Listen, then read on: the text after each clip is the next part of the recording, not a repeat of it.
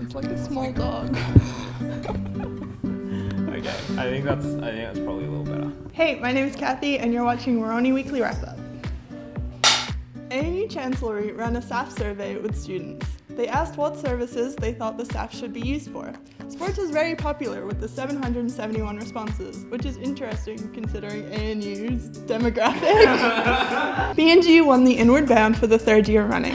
This was also the third consecutive time that Johns and Bergman have placed in the top 3. Gotta go fast. Bruce Hall is not going to have a deputy head of Hall starting next year.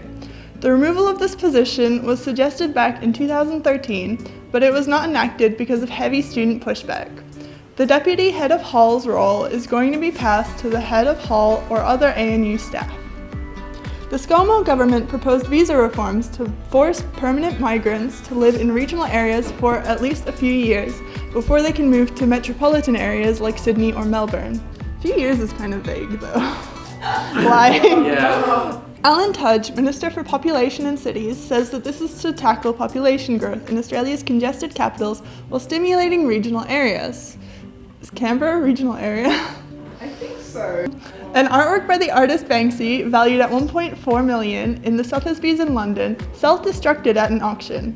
At the exhibition, the artwork started to slip out of the frame and was partially shredded.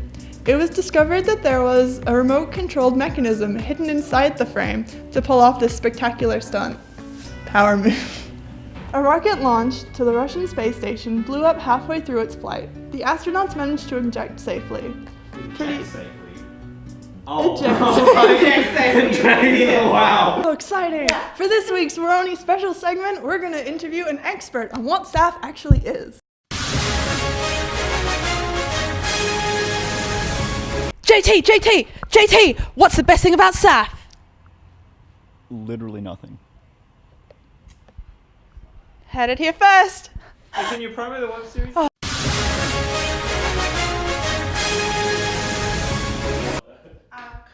Quality content with Woroni TV. I keep